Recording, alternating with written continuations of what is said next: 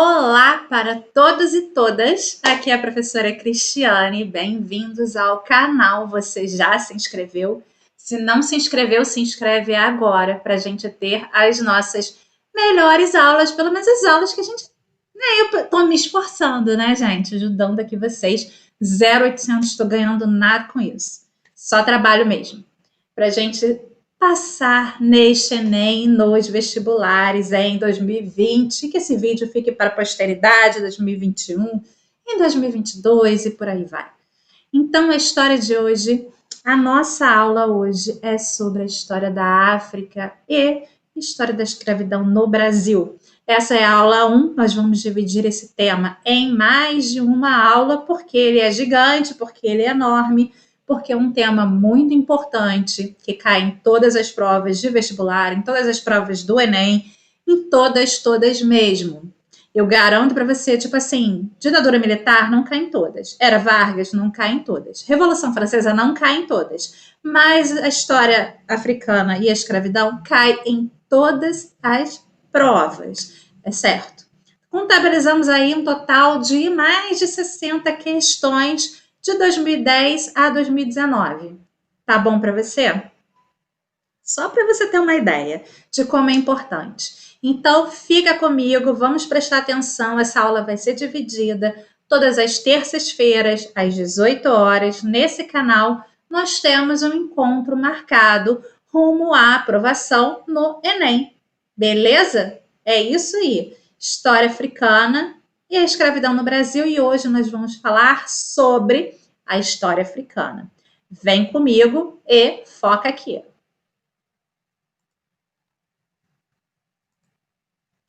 Bom, gente, primeiro a gente vai fazer uma pequena reflexão que é muito importante que a gente faça, que é a seguinte.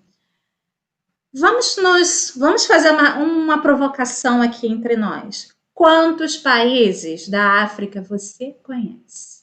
Pensa aí. Você que está aí do outro lado do vídeo. Para testar o seu conhecimento sobre esse continente. O quanto é importante você assistir esse vídeo, ficar até o final, ou não assistir, ignorar isso aí e ir para a prova do Enem sem estudar a África e sem estudar a escravidão. Vamos lá. Pensa aí, quantos? Vamos lá, vou contar 10 segundos.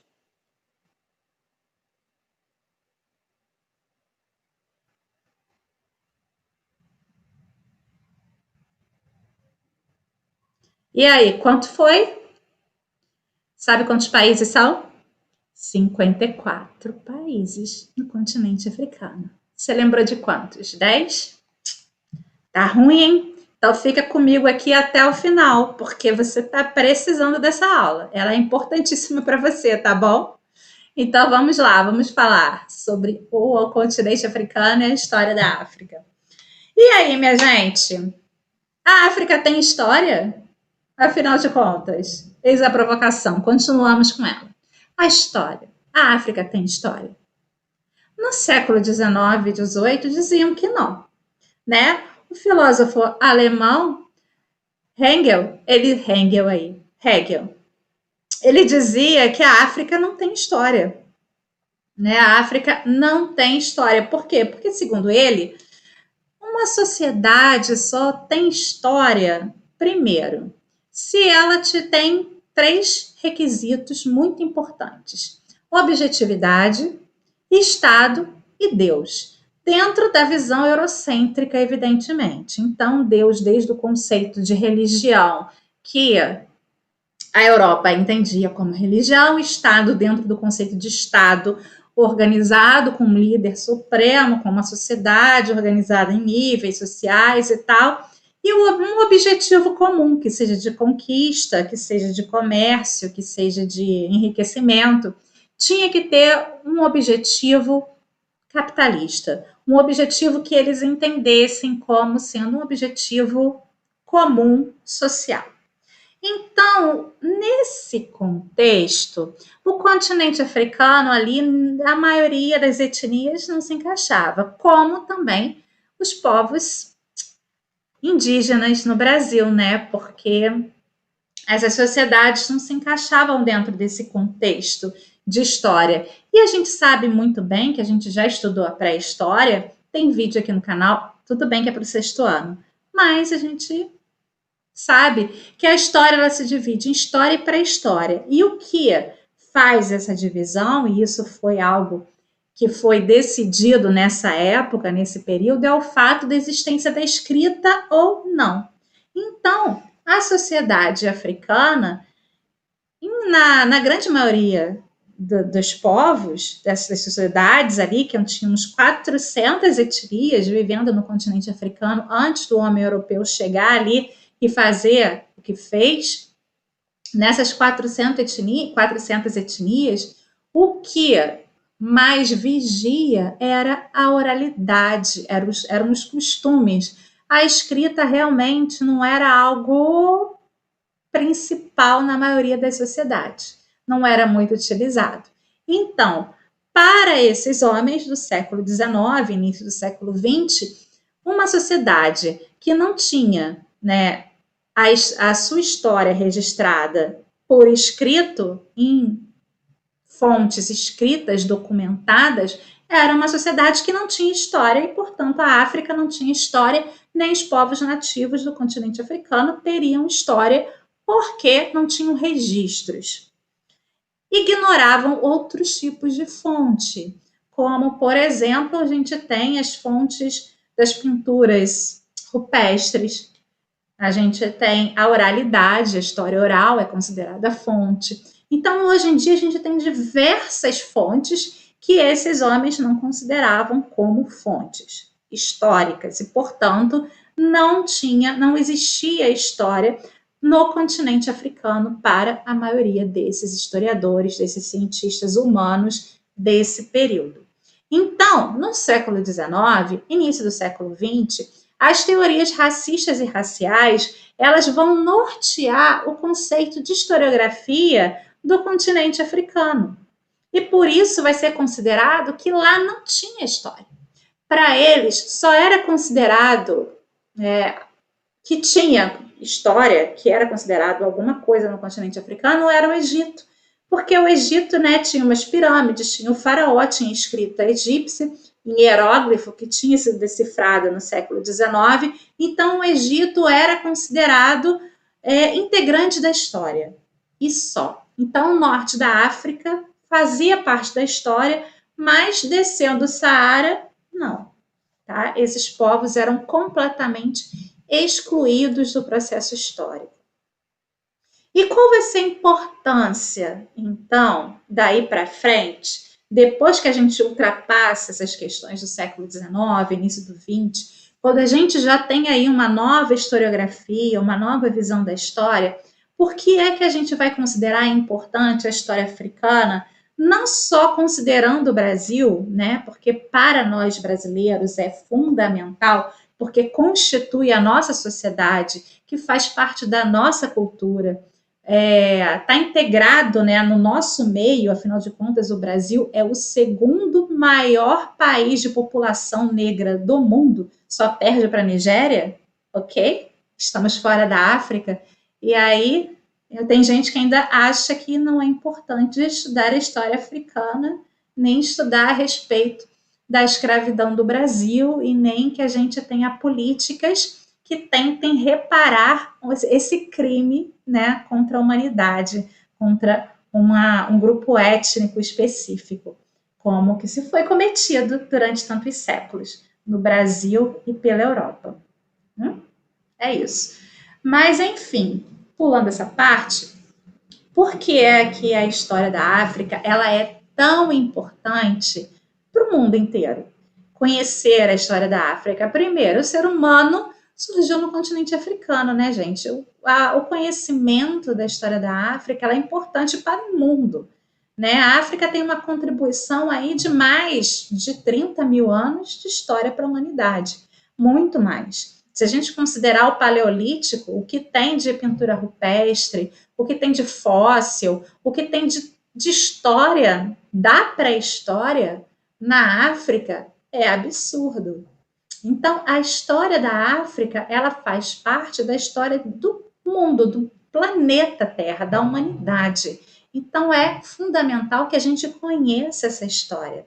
Então, essa historiografia, como a gente já conversou, antropocêntrica, ela só vai admitir a história da África a partir da diáspora e da dominação. O que seria diáspora e dominação?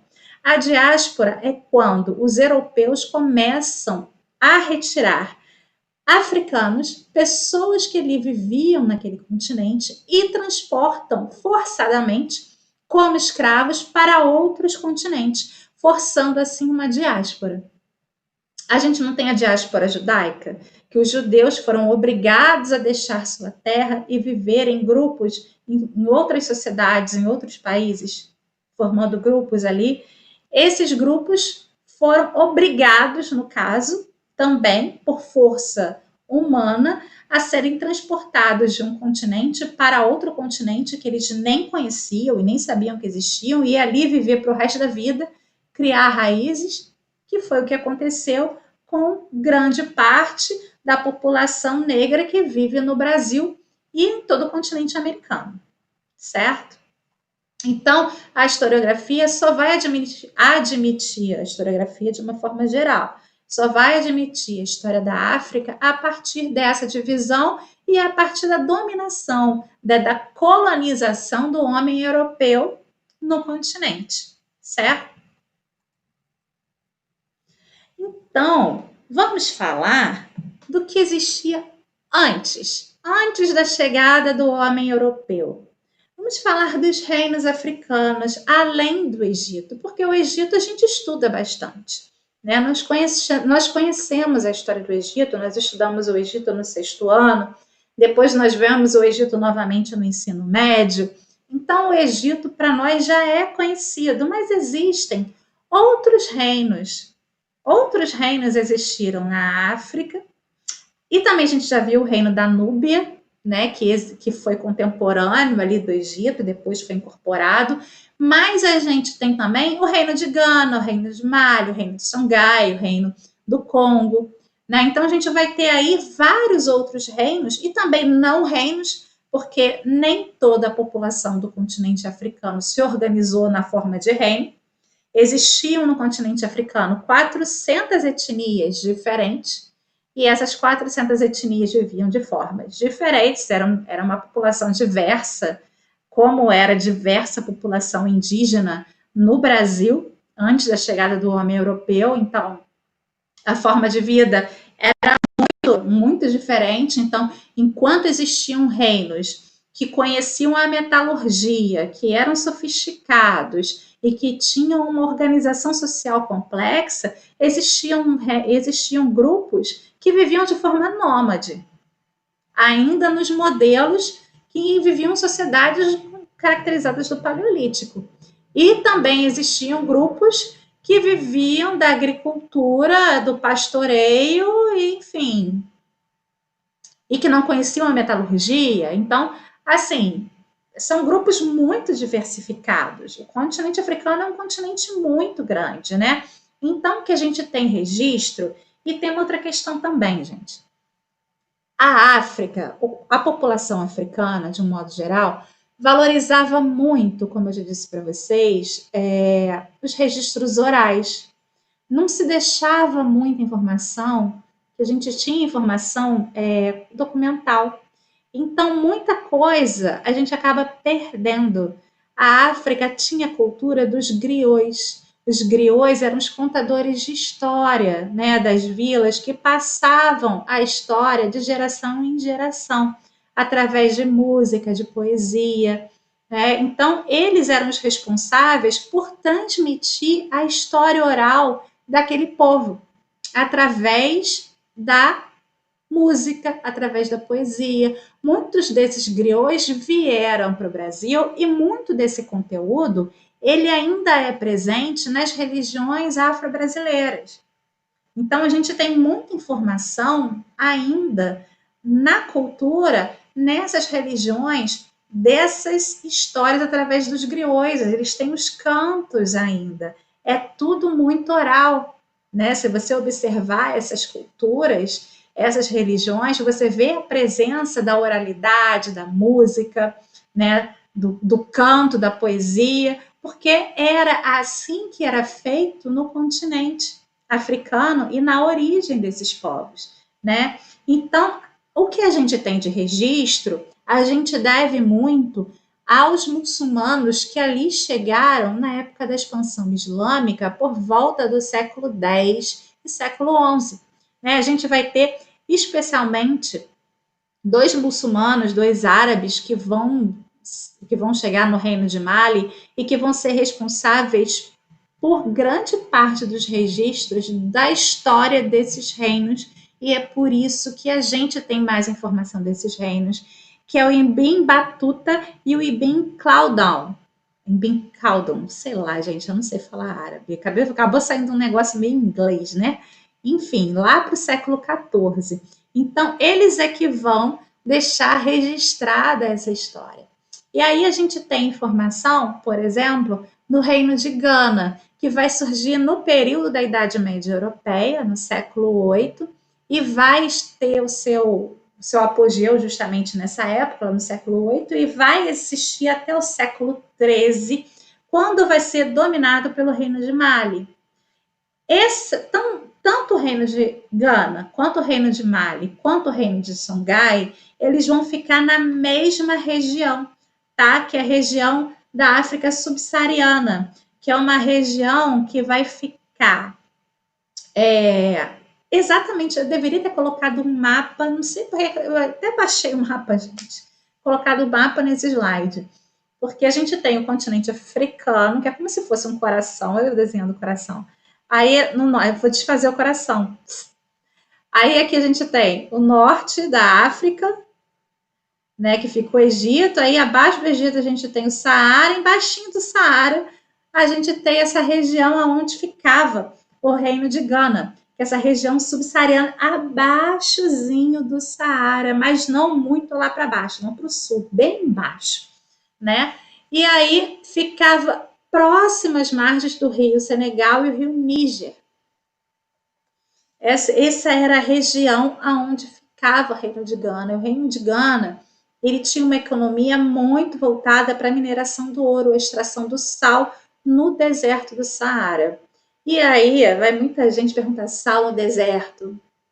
Te garanto que você pensou, como assim, professora, sal no deserto? Então, gente, o Saara já foi mar, né?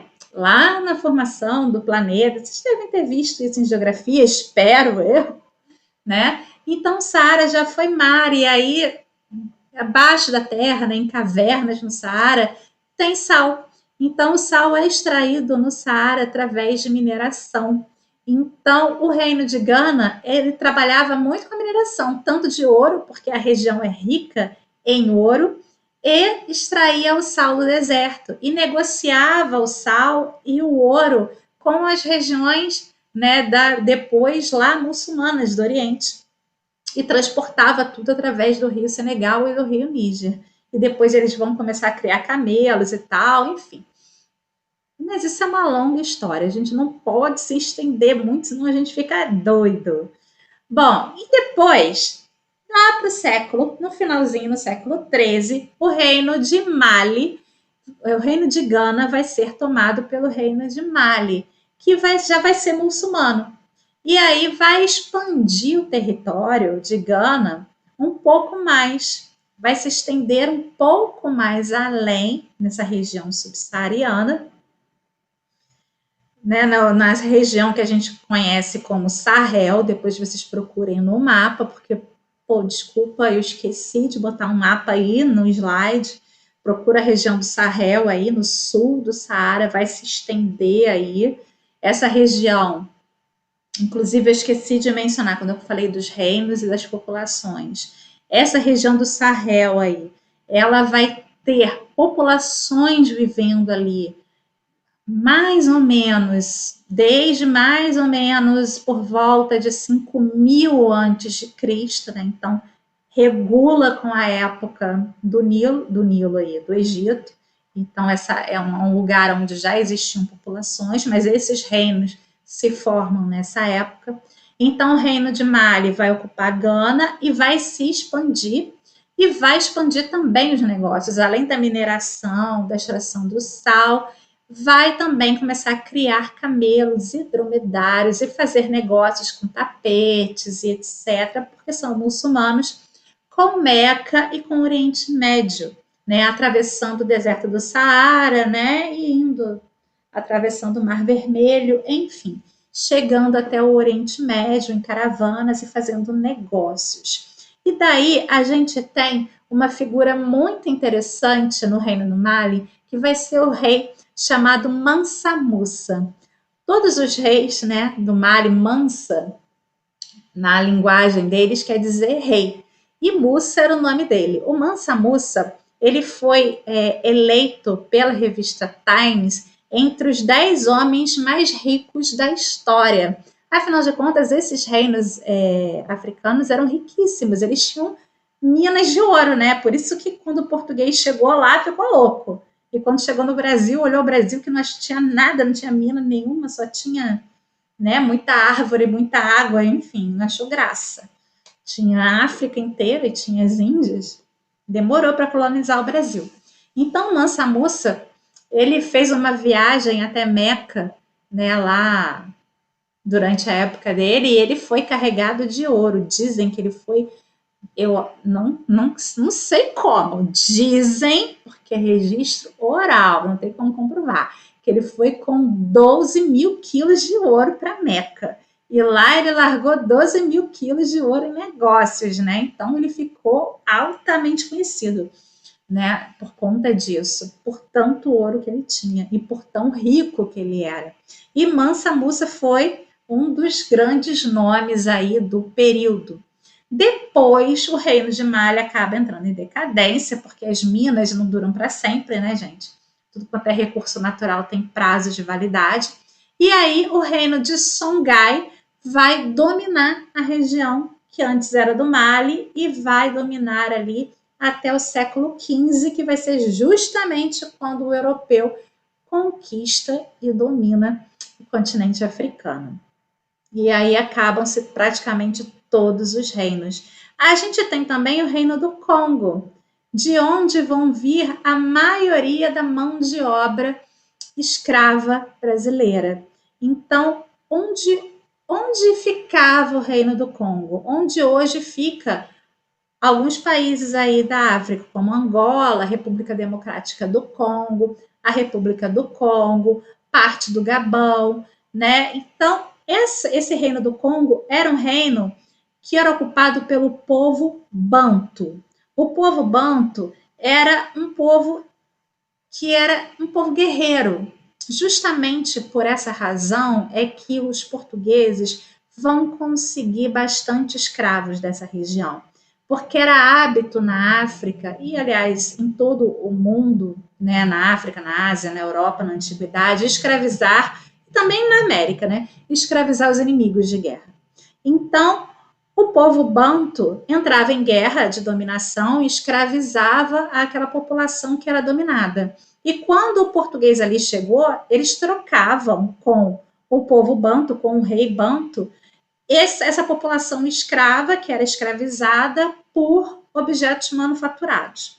Né? Fazia assim o que a gente chama de comércio triangular, que quando a gente for ver escravidão, a gente vê com mais detalhes, tá bom? Então, a base da economia do Reino Congo, antes, né, dos portugueses chegarem, vai ser a agricultura, a mineração do bronze, do cobre. Eles vão fazer comércio de peles, de couro também, e também a extração do sal, tá? Na região viviam 3 milhões de pessoas, o que é bastante, tá bom?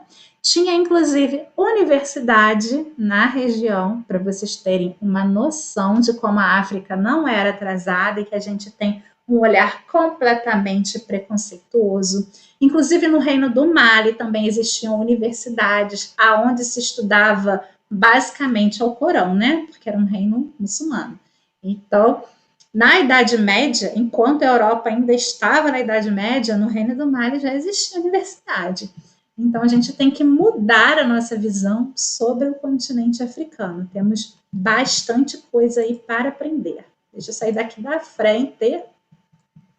Bom, então, gente, os povos islâmicos, eles vão conquistar boa parte da África no final da Idade Média, né? Que vai fazer com que o norte do continente, o norte da África, onde a gente tem Marrocos, Egito e etc., vai se tornar uma parte muito importante para o comércio. Vão se tornar excelentes comerciantes, como os árabes são, né? Fazendo principalmente comércio ali na região mediterrânea, com a Península Ibérica, que também era dominada pelos árabes. E no século XV, a gente sabe que os portugueses começam a conquistar aí a África quando eles tentam chegar até as Índias, contornando a África, e aí eles vão descobrindo, entre aspas, nós já falamos sobre isso, eles vão conquistando também a África e territórios no continente, né? Explorando as riquezas naturais, e aí toma o ouro e fazendo comércio de escravos. E, enfim, os pioneiros, como eu já disse, foram os portugueses. E aí vai iniciar a diáspora africana. Então, africanos vão ser levados para o mundo todo. Né? Vão ter também escravos africanos em Portugal, na Europa, sim, também existiam.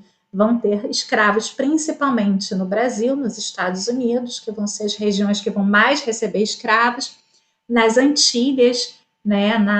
Nas ilhas portuguesas, de colonização portuguesa, na Atlântica, como, por exemplo, Açores, Cabo Verde, são as ilhas atlânticas portuguesas. Então, os europeus, eles, quando eles dominam ali o continente, como eu já disse para vocês, o povo banto, ele era um povo guerreiro.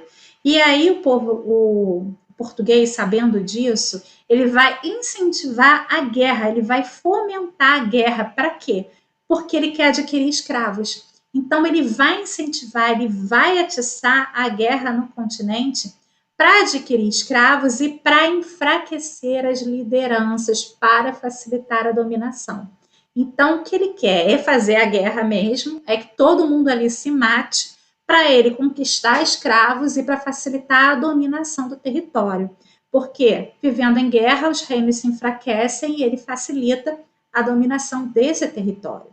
E aí, gente, no século XIX, para dificultar, para piorar ainda mais as coisas, a gente tem o imperialismo.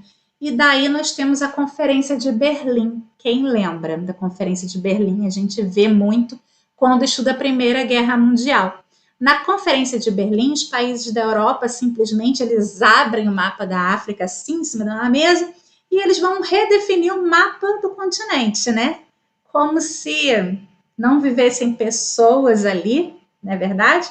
É muita autoestima, não é verdade? Não sei, é muita arrogância, não é verdade? Eu não sei dizer, não consigo imaginar como é que alguém pensa assim dessa maneira. Simplesmente abre-se um continente onde as pessoas moram, existe há muito mais tempo que eles, né? E simplesmente divide ali entre eles as terras, certo? E aí eles vão redefinir o continente, remarcar os países hoje que ocupam ali a África. Se você reparar no mapa, parece que passaram até uma régua nas fronteiras, que o negócio tem até retangular, é certinho mesmo, porque eles dividiram.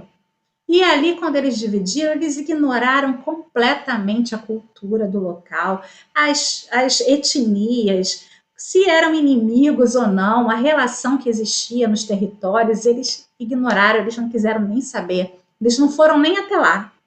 Para eles, sabe, não existia história, aquelas pessoas não tinham alma, aquelas pessoas não eram gente.